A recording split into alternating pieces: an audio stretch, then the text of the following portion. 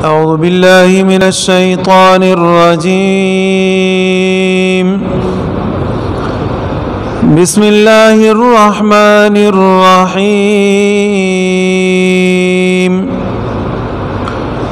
وَإِذْ جَعَلْنَا الْبَيْتَ مَثَابَةً لِلنَّاسِ وَأَمْنًا، اور جب ہم نے بنایا بیت اللہ کو مثابۃ للناس وامنا، لوگوں کے جمع ہونے اور امن کا جگہ، واتخذوا من مقام ابراہیم مصلی، اور رکھو حضرت ابراہیم علیہ السلام کے کھڑے ہونے کے جگہ کو نماز کا جگہ، وَعَهِدْنَا إِلَىٰ إِبْرَاهِيمَ وَإِسْمَاعِيلَ، اور ہم نے عہد لیا ابراہیم اور حضرت اسماعیل علیہم السلام سے، أَن طَهِّرَ بَيْتِيَ لِلطَّائِفِينَ وَالْعَاكِفِينَ، کہ پاک رکھے میرے گھر کو طواف کرنے والوں کے لیے اور اعتکاف کرنے والوں کے لیے، وَالرُّكَّعِ السُّجُودِ، اور رکوع سجدے کرنے والوں کے لیے۔ قرآن کریم کی اس آیت میں اللہ رب العزت یہ بتانا چاہتے ہیں کہ حضرت اسماعیل علیہ السلام کی اولاد میں نبی اکرم صلی اللہ علیہ وسلم آئے ہیں، اور یہودیوں کے اوپر یہ بات اچھی طرح واضح ہو جائے کہ بیت اللہ کی تعمیر حضرت ابراہیم علیہ السلام اور حضرت اسماعیل علیہ السلام نے کی، یعنی باپ بیٹا دونوں نے مل کے بیت اللہ کی تعمیر کی۔ کہا جاتا ہے کہ حضرت ابراہیم علیہ السلام مستری کا کام کرتے تھے اور حضرت اسماعیل علیہ السلام مزدوری والا کام کرتے تھے، جو عام طور پر ہمارے ہاں ہوتا ہے کہ کوئی بلاک لگاتا ہے، سیدھا کرتا ہے، اور دوسرا آدمی مال بنا کے اس کو دیتا ہے۔ تو باپ بیٹے دونوں نے مل کے بیت اللہ کی تعمیر کی، اور بیت اللہ کی تعمیر حضرت ابراہیم علیہ السلام نے وہاں ایک پتھر کے اوپر کھڑے ہو کر کی، جس پتھر کے اوپر حضرت ابراہیم علیہ السلام کھڑے تھے، اس پتھر کے اوپر حضرت ابراہیم علیہ السلام کے پاؤں کے نشانات بھی تھے، اور لوگوں کی زیادہ محبت کی بنا پر کہ کوئی بھی آتا تو حضرت ابراہیم علیہ السلام کے پاؤں کے نشان کے اوپر ہاتھ ملتا، اس کو چومتا، محبت کا اظہار کرتا، تو لوگوں کے ہاتھ پھیرنے کی بنا پر ابراہیم علیہ السلام کے پاؤں کے نشانات اس پتھر سے ختم ہو گئے تھے۔ نبی اکرم صلی اللہ علیہ وسلم کے دور میں یہ پتھر کعبہ کے ساتھ پڑا ہوا تھا۔ نبی اکرم صلی اللہ علیہ وسلم کے بعد جب حضرت ابوبکر صدیق رضی اللہ تعالی عنہ کا دور آیا، تو تب بھی یہ پتھر جس پر حضرت ابراہیم علیہ السلام نے کھڑے ہو کر بیت اللہ کی تعمیر کی تھی، بیت اللہ کے پاس ہی تھا، لیکن حضرت ابوبکر صدیق رضی اللہ تعالی عنہ کے دور کے بعد جیسے خلافت حضرت عمر فاروق رضی اللہ تعالی عنہ کی آئی، بادشاہت حضرت عمر فاروق رضی اللہ تعالی عنہ کی تھی، تو اس وقت ایک زوردار سیلاب آیا، جس سیلاب کی بنا پر وہ پتھر وہاں سے ہٹ گیا اور بہہ گیا۔ حضرت عمر رضی اللہ تعالی عنہ نے وہ پتھر پھر وہاں سے ہٹایا اور قریب میں ایک دوسری جگہ پر رکھا، اور اس کے ارد گرد باقی پتھر بھی رکھے تاکہ یہ پتھر پھر کسی صورتحال میں بے نہ جائے اور یہاں سے ضائع نہ ہو جائے۔ حضرت عمر رضی اللہ تعالی عنہ نے اس پتھر کو کعبے کے قریب، یعنی اتنا قریب تو نہیں لیکن یہ کہ کچھ فاصلے کے اوپر وہاں رکھا۔ یہ وہ پتھر ہے کہ جس کے اوپر حضرت ابراہیم علیہ السلام نے کھڑے ہو کر بیت اللہ کی تعمیر کی تھی۔ اب ظاہر ہے کہ ابراہیم علیہ السلام سب کے باپ ہے، اسحاق علیہ السلام کی بھی باپ ہے اور اسماعیل علیہ السلام کی باپ ہے۔ تو یہودیوں کو یہ بتانا ہے، بنی اسرائیل کو یہ بتانا ہے کہ اگر تمہارے ذہن میں یہ ہے کہ نبی اکرم صلی اللہ علیہ وسلم بنی اسرائیل سے ہٹ کے پیغمبر آئے ہیں لہذا ہم نہیں مانتے، تو یہ یاد رکھو کہ یہاں مکے کے ارد گرد جو لوگ آباد ہوئے تھے وہ حضرت اسماعیل علیہ السلام کی اولاد ہے، اس لیے کہ انہوں نے بیت اللہ کی تعمیر کی، یہ یہاں آباد ہوئے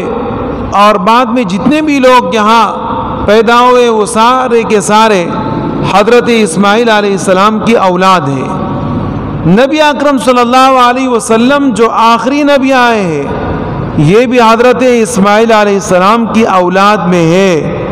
تو یہ تو تمہارا چچا زاد ہے، لہذا آپ ایمان لے کر آؤ اور اپنی ہیرا پیری چھوڑ دو اور آگے پیچھے کی باتیں ختم کر دو، نبی اکرم صلی اللہ علیہ وسلم پر ایمان لے کر آؤ۔ یہ آیت اللہ رب العزت نے اسی نازل فرمائی۔ پھر اللہ رب العزت فرماتے ہیں وَإِذْ جَعَلَ الْبَيْتَ مَثَابَةً لِلنَّاسِ وَأَمْنًا، ہم نے بیت اللہ کو اتنی عزت دی کہ ہم نے تمام کے تمام لوگوں کے جمع ہونے کا جگہ اور امن کا جگہ بیت اللہ کو مقرر کر دیا ہے۔ تو بیت اللہ تمام کے تمام دنیا کے لوگوں کے جمع ہونے کا جگہ ہے، لوگ وہاں آتے ہیں اور عمرہ کرتے ہیں، لیکن علماء فرماتے ہیں کہ مثابہ کے لفظ کو اگر آپ ثواب سے لے لیں تو یہ بہت ہی بہتر ہوگا، اور اس کا پھر معنی رجوع کے بجائے یہ ہوگا کہ بیت اللہ وہ جگہ ہے کہ جہاں جمع ہو کر لوگوں کو ثواب ملتا ہے۔ تو اگر کوئی آدمی بیت اللہ آئے وہاں بیت اللہ میں نماز پڑھے تو ایک نماز کا ثواب اس کو 1,00,000 نمازوں کے برابر ملتا ہے، اور پھر اگر وہ آدمی جماعت کے ساتھ نماز پڑھے تو جماعت کے ساتھ نماز پڑھنے کی صورت میں اس کو 27,00,000 نمازوں کا ثواب ملے گا۔ تو ثواب کا جو جگہ ہے، مین جگہ، وہ بیت اللہ ہی ہے۔ اس لیے کہا جاتا ہے کہ اگر آپ نے سفر کرنا ہے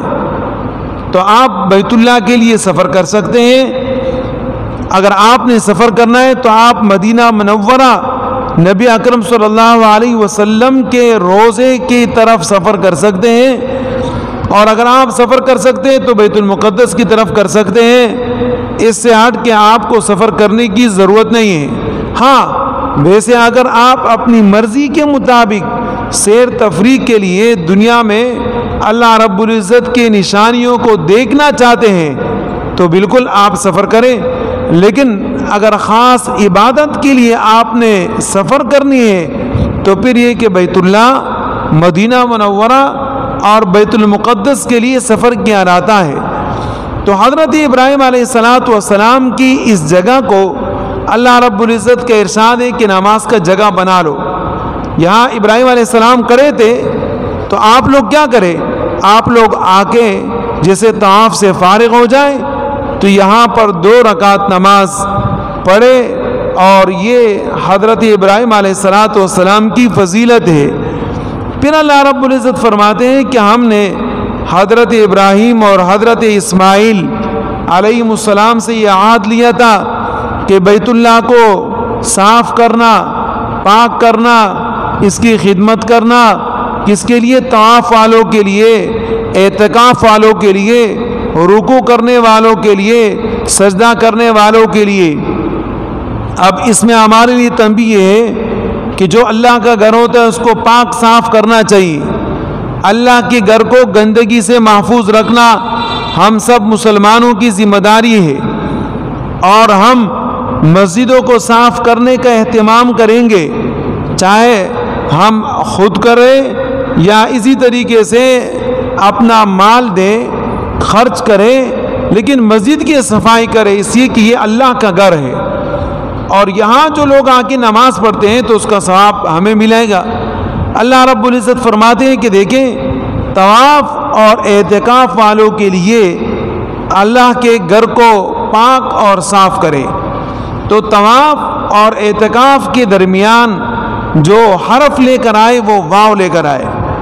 اور واو اس معنی کے لیے کہ یہ پہلے والا بعد والا الگ الگ ہے. تو اعتکاف الگ چیز ہے اور طواف الگ چیز ہے. طواف بیت اللہ کا چکر کاٹنا، اور اعتکاف کہ آپ نے یہ نیت کی کہ میں مسجد میں رہوں گا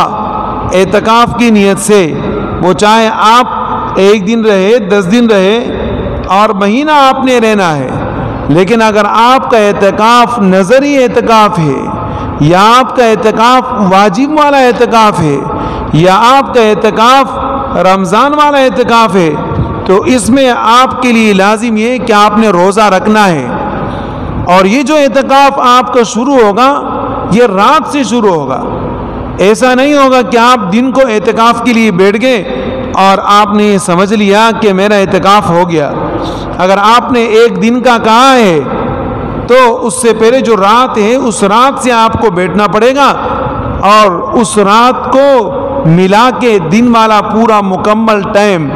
اس کے مطابق کہ روزہ بھی آپ کا ہو، آپ کا وہ اعتکاف پورا ہو جائے گا. اسی طریقے سے اللہ رب العزت نے رکوع اور سجود کو بغیر واو کے استعمال کیا ہے. وَالرُّكَّعِ سجود، یعنی رکوع اور سجدے کے درمیان واو نہیں ہے. بتانے کا مقصد یہ ہے کہ رکوع اور سجدہ ایک چیز ہے، اور وہ کس میں ہوتے ہیں؟ نماز میں ہوتے ہیں. آپ رکوع کریں تو تب بھی نمازی کے اندر ہوگا، آپ سجدہ کریں تو تب بھی نماز کے اندر ہوگا. بہرحال ہمیں ایک سبق تو یہ ملا کہ ہم اللہ رب العزت کے گھروں کو آباد کریں، پاک صاف کریں، کہ لوگ یہاں آ کے اللہ کو یاد کریں اور ان کے لیے کسی قسم کی کوئی دشواری نہ ہو.